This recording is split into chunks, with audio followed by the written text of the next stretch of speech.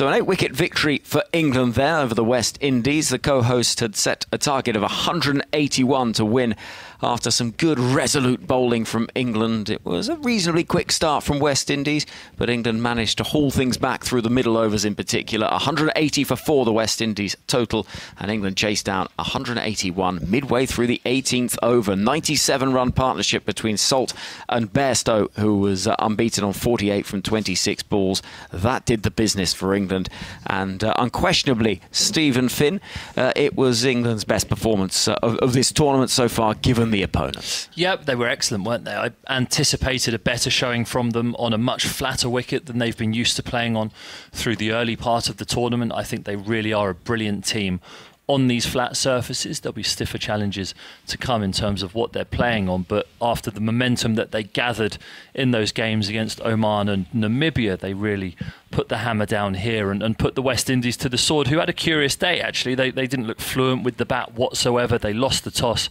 and it was almost as though in doing so, that they weren't happy and weren't comfortable setting a target against this England team, even though they did bat very well in the first innings the other evening against Afghanistan.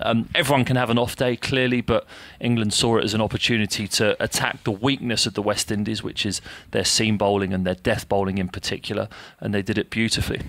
Jeff Lemon from ABC Grandstand was also watching on as part of our team here at the Darren Sammy Cricket Ground, which got pretty quiet towards the end when that England run chase was starting to move through the gears. Yes, well, if there's one way to get a crowd quiet, it's taken 30 off and over of one of the home team's bowlers. It was extraordinary how little response there was to that kind of cricketing explosion at the end, but it was all about England's bowling. I thought up front, 180 felt slender on this kind of surface, given the last couple of games we've seen, and given the power that West Indies batting does possess. It was a strange sort of game because they have Brandon King retire hurt, so they haven't technically lost a wicket until the 11th over. They've got nearly 100 on the board by then, and that should be enough of a launch pad, but they just weren't quite able to go. There were a couple of big overs. There was the Liam Livingstone over that goes for 20, the Mark Wood over that goes for 19, but in between times, Adil Rashid's able to get through 4 overs for 21.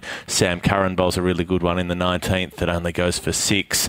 There were these quiet periods. There were a lot of dot balls faced by West Indies, so there were 4s and 6s, but there were also dots mixed in there, and they just never quite got going. And everyone except Rodman Powell, who came in and belted 36, wasn't in quick time. But we saw strange sort of innings from Puran and strange innings as well from Johnson Charles. They both struggled to get above a run a ball, even though they were out there for quite some time. Finney, we spoke a lot about England's route to reach this stage of the tournament, needing the help from Australia here in St Lucia to beat Scotland, needing the weather to drift away in Antigua. Now they're here.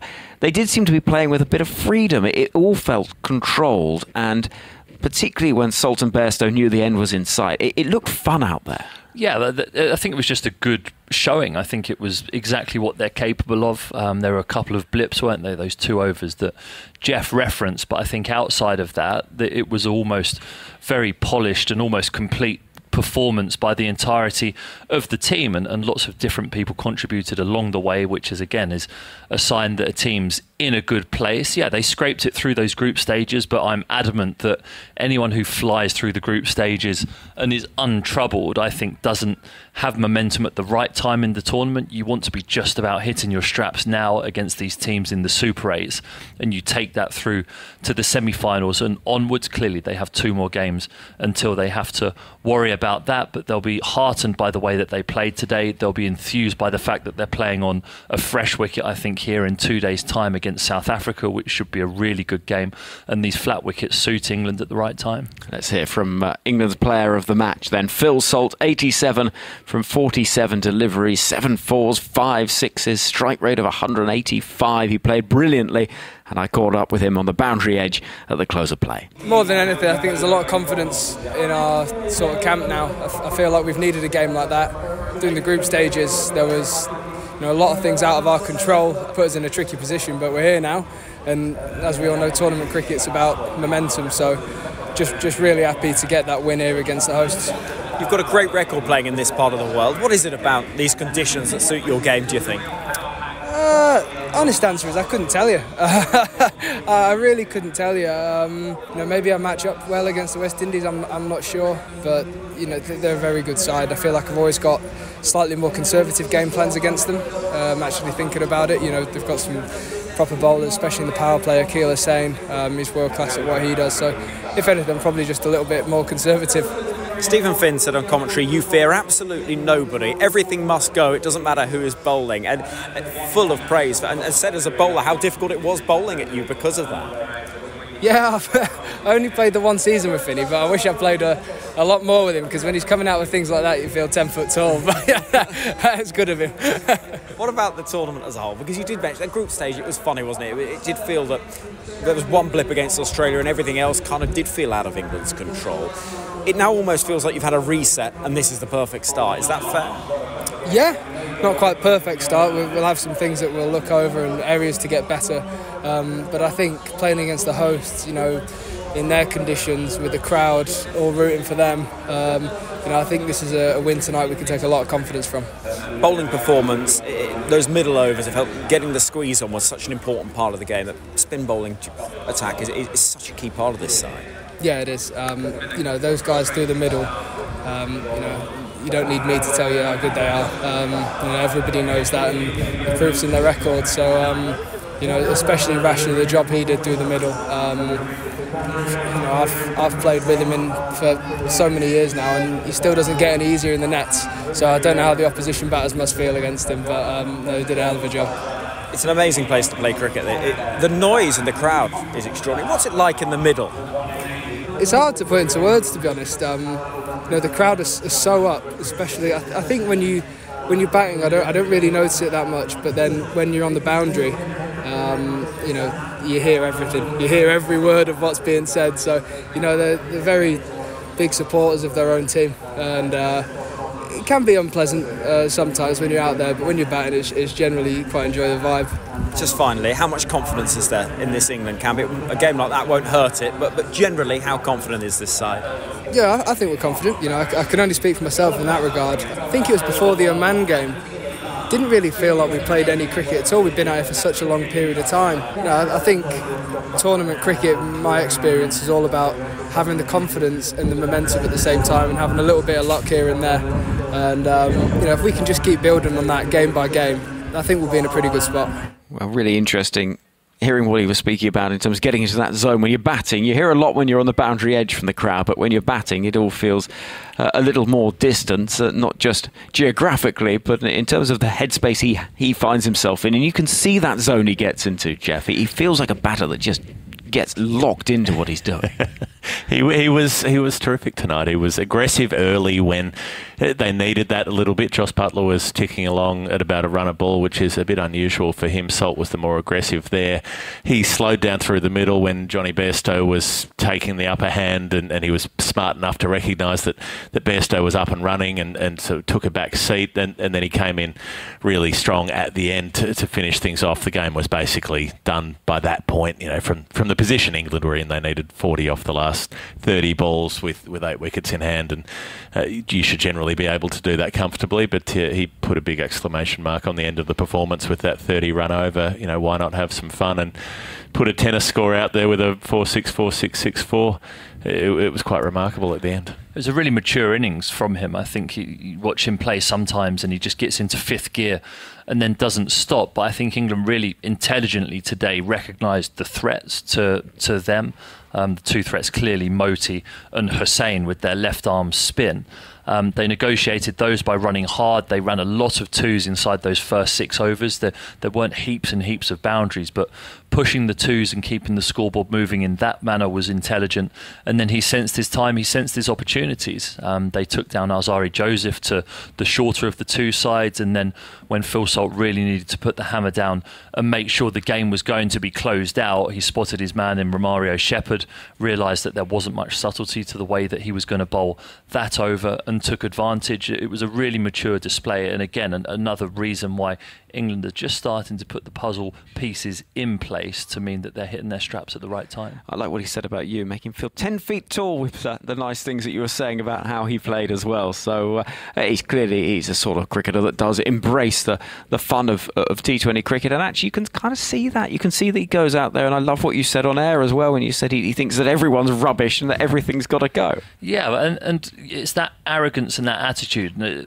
You don't want that to be misconstrued in a bad way, but when you're opening the batting and you've got bowlers bowling at you with only 2 fielders outside the 30-yard circle, you want to be an intimidating presence, and he is exactly that. When you're at the end of your mark and you're bowling to him, you know that it's you or him that's going to go down, and he's happy to die on that hill. And I think that that's a really dangerous attitude and a mindset that a lot of these batters in that England top order, when they're in the mood, they can find that, and that's why we've seen them do some remarkable things. And for him to have taken his opportunity, actually last winter, he wasn't going to be a guaranteed pick for this World Cup. You had Jason Roy hanging around, Johnny Bairstow had opened the batting with Joss Buttler for a long time.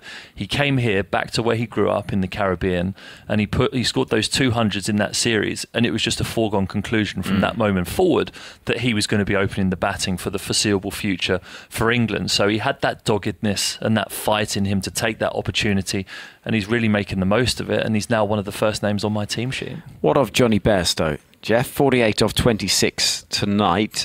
He's a sort of cricketer who he seems to always respond well to criticism, and there was a few questions in the press and articles written about whether his test place would be under threat, and he's always looking at these articles and then referencing them in press conference, and lo and behold, we've seen it all through his career. He then goes back out to the middle, back to the day job, and smashes runs all over the place. Well, he was fun tonight, and there was that stat going around about the fact that he'd never made a score in T20 World Cups. He made that quick 31 against Namibia, which was enough to get him feeling good coming into the press conference. But that was his highest score in this tournament. Well, that's been reset tonight with that 48 that he made. He was impressive. He came in at a point when things could have got a little bit difficult. Things were slowing down a bit at that stage. Moeen Ali's got out, hitting one big into the leg side, into the wind, that ends up hanging and being caught inside the boundary. And things had just slowed up a bit. They had Moti bowling well. They had Roston Chase bowling well. They spin at both ends. The runs had slowed up, and that required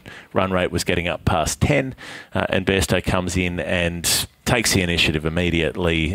And I think it was reflected as well in the way that he took on Akeal Hussain late in the innings. So Hussein's bowled 3 overs early.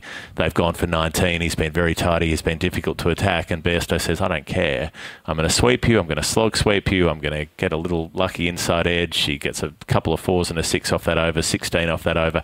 And that's the over that really breaks the chase, not the one where Phil Salt takes 30 in the over that follows, because Bairstow's closed up the gap to the point that they should win that game. So Phil Salt gets player of the match because he gets a higher score, but I think Bairstow's the more important contribution in the context of what sets the tone of that chase. It was fascinating to see how the ground reacted to England getting close, and when it became obvious how the match was going to play out. Finney, because all of the noise, all of the excitement that's actually been permeating right across the island over the last couple of days since that Afghanistan match. People have been asking us for tickets all over the shop, and there was a sense that this was the biggest show in town. And England managed to really deflate that, which is no small achievement. It was like being at Vicarage Road on a Saturday afternoon, actually, and here at the beginning of the game, and then at Luton Town by the end of it, where there's no one in the ground. But it was, look, it's been a fantastic spectacle here, hasn't it? You guys have been out and around the ground and felt the atmosphere and the passion about the West Indies doing well, and it's proper home support. They were here to watch the West Indies win. The place was rocking the other night against Afghanistan, and then with 3 or 4 overs to go here before England had knocked the runs off, the place was emptying out. So very passionate about the game, and it's great to see. What of the West Indies then, Jeff? Because after that Afghanistan performance, highest total in the tournament to date, and it just all felt a bit flat by the end. It did feel flat, but the batting felt flat. That's where the tone was set in that first innings, where it just wasn't quite right. Things weren't clicking. The shots weren't being middled. And I mean, 180 is not an insubstantial score. They still scored heavily enough to get up to that level, but it felt like it needed to be higher, given that this pitch hasn't been like one of the difficult ones that we've seen before. West Indies are in a situation now where they have to beat South Africa and then beat the USA as heavily as they can. If England beats South Africa, that'll help West Indies out. If both of those teams beat South Africa, West Indies would still go through. Or if South Africa beat England, then you might end up with several teams or three of the teams on 4 points each, and net run rate will come into things. Again, assuming those teams do beat the United States, which you can't really assume because they ran South Africa very close, and they could well knock off an England or a West Indies if they have a good day. Well, what of that game, though? In Antigua, South Africa 194 for 4, and midway phase of the USA run chase, it looked as though it was pretty much all done and dusted, but a brilliant innings to take them very close indeed. By the end of it, 176 for 6. There were moments there. Andreas Goose was 80 off 47, 5 sixes in there, and it looked as though he was going to really cause problems. Well, Andries House has been their most important player. Are we going House or Goose? Because I've heard Goose. It's definitely House. Is it? Yes. You've got a house in order. Yes, I do. Right. Very good. He's been absolute dynamite through this World Cup. Aaron Jones was in the first couple of matches, hasn't made a run since, so they're still waiting for him to come back. I mean, Stephen Taylor is the most sort of recognisable long-term player, but he hasn't made big scores through the series. But yeah, it was House there at the end with Harmeet Singh. They were clearing the boundary on a regular basis. They got it down to a point where they needed, I think it was 26 off the last couple of overs, but trying to get that off Rabada and Nortje proved too difficult for them in the end. But that is still a substantial achievement to rack up a score like that against a bowling attack like South Africa's, and it shows you this isn't a token inclusion. This is a team that's won its way through to this stage on merit and is good enough to beat these other sides that they almost never get the chance to play. Yeah. What about South Africa then, England's next opponents, who get that win, but it's not a huge victory?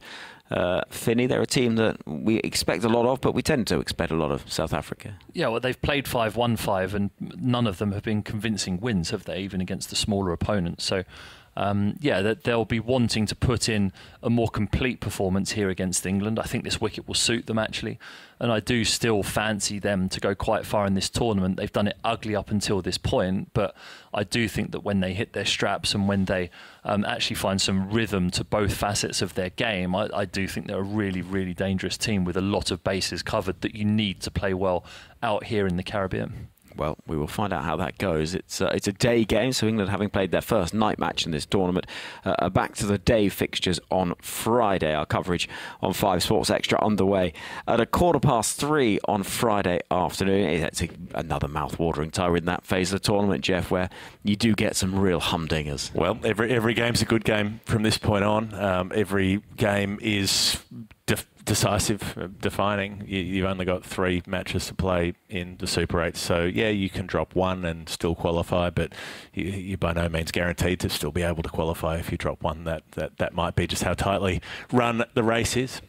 Fascinating tournament, and we expect shocks and upsets, and it could be a really interesting few days. But from England's perspective, they can go home, go to bed, and feel it's a job well done, beating West Indies, the tournament host, by 8 wickets here in St Lucia. Phil Salt, 87 from 47, unbeaten. Johnny Bairstow, 48 from 26, also not out. Their partnership, 97 of 47, and that was enough to chase down 181. So England top the group on net run rate ahead of South Africa. Then it's the West Indies and the United States of America. Fascinating tournament this. We've been saying it all along. You just don't know what to expect from the conditions, the games, the teams. It's one of those that is compelling at every turn.